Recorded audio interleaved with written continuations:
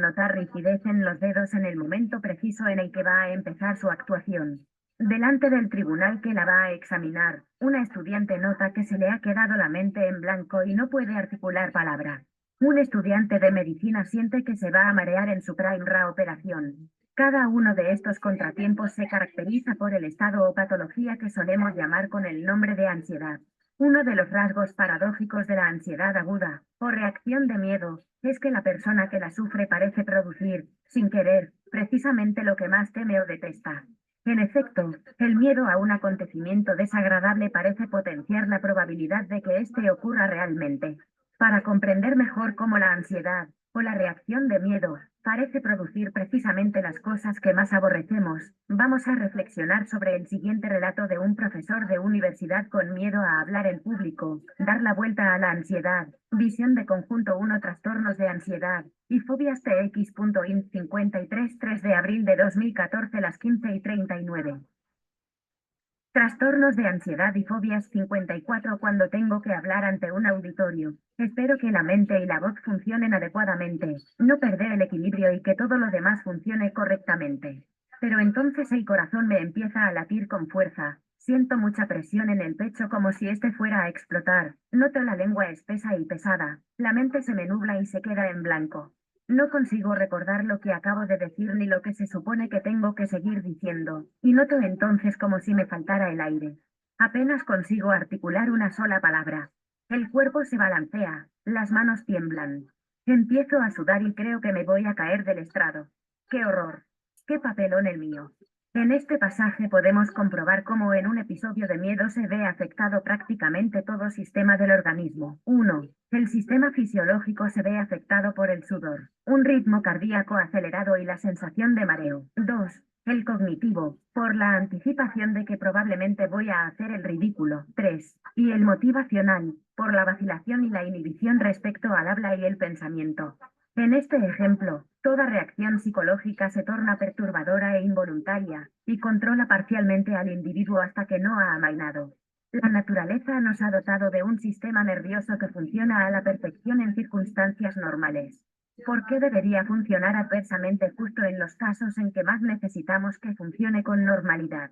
Parte de la respuesta puede ser que, hasta cierto punto, los síntomas asociados a la ansiedad son adaptativos y plantean problemas solo en determinadas circunstancias.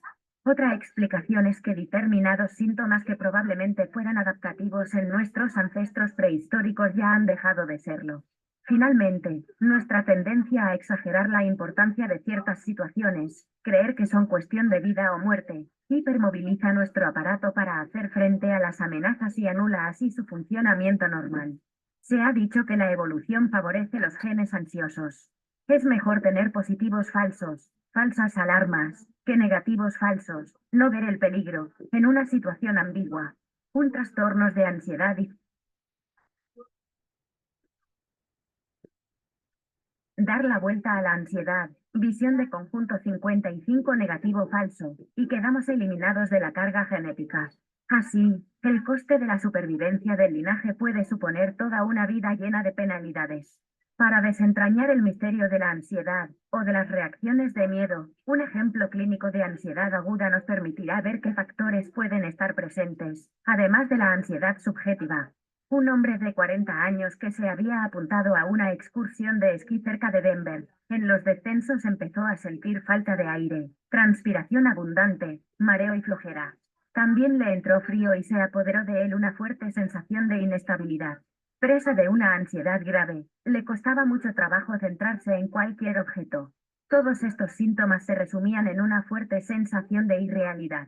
Se sentía tan mal que tuvo que ser retirado en camilla y hospitalizado.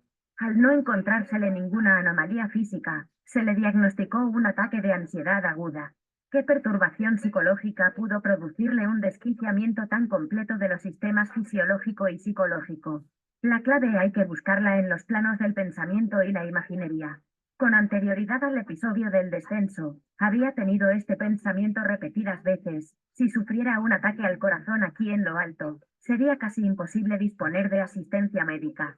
Después, cuando empezó a respirar entrecortadamente y a acusar otros síntomas, pensó, esto debe de ser un ataque al corazón, lo que dicen que siente uno cuando va a morir. Después tuvo una imagen de sí mismo hospitalizado, con una máscara de oxígeno pegada a la boca, goteo en ambos brazos y un corrillo de médicos inclinados sobre él.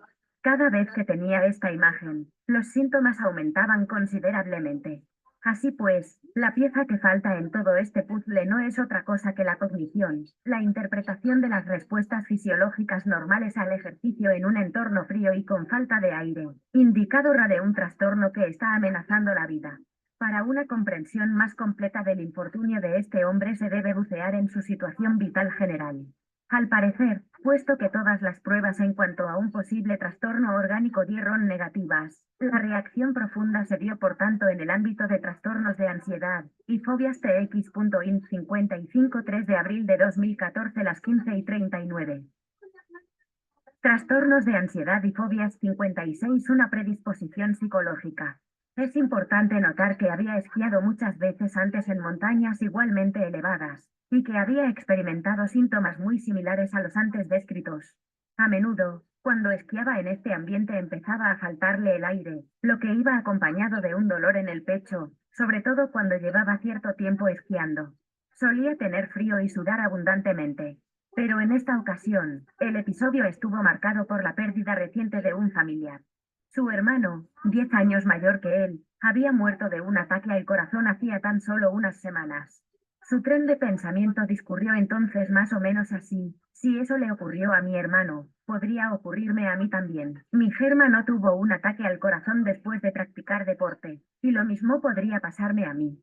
Así, en vez de interpretar los síntomas de manera plausible, consecuencia de esquiar en un ambiente frío y con aire enrarecido, los interpretó en términos de lo que más temía, como un ataque coronario de fatales consecuencias. Cuando vi al paciente una semana después del episodio, me dijo que no entendía en absoluto aquella experiencia tenida en la pista de esquí. Para determinar la naturaleza de sus pensamientos, le pregunté qué había pasado por su mente justo antes del último ataque. A principio, le costó mucho trabajo recordarlo. Luego dijo que había tenido como un fogonazo al notar los síntomas en el pecho. Aquello podía ser un ataque al corazón, igual que le había pasado a mi hermano. Después se imaginó en la UBI recibiendo un masaje cardíaco. El elemento crucial en los estados de ansiedad es, pues, un proceso cognitivo que puede adoptar la forma de un pensamiento automático o de una imagen que aparece súbitamente, como un reflejo, tras el estímulo inicial, por ejemplo, una dificultad para respirar, que parece plausible, seguida de una oleada de ansiedad. Hasta que no se identifica el eslabón perdido, o la pieza que falta, no se puede entender el misterioso surgimiento de la ansiedad. Por supuesto, no siempre es identificable un pensamiento o imagen específicos. Pero en estos casos se puede inferir que se ha activado un conjunto cognitivo que encierra un significado de peligrosidad. Trastornos de ansiedad y